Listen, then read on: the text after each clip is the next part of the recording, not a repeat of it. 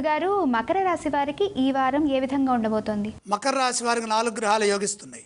6వ రాశిలో రవి బుధులు, 7లో గురువు, 3లో శని. ముఖ్య కార్యక్రమాల్లో విజయం ఉన్నది. ఏ పని ప్రారంభించినా అందులో శ్రమకు తగిన ప్రతిఫలం లభిస్తుంది. మీ ఆశయాలు నెరవేరుతాయి.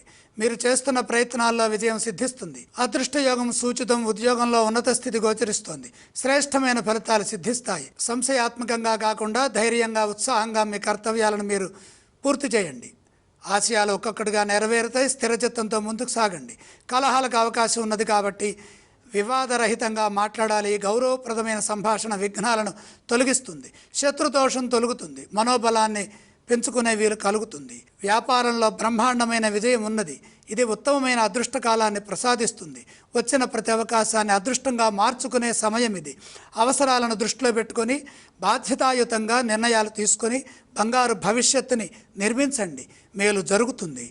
ఆర్థిక వ్యయం పెరగకుండా పొదుపు సూత్రాన్ని పాటించండి. కుటుంబ సభ్యులతో కలిసి చేసే పనుల్లో మంచి ఫలితాలు వస్తాయి.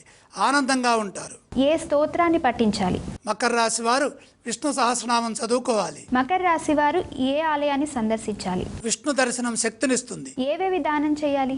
దానాలతో పని లేదు.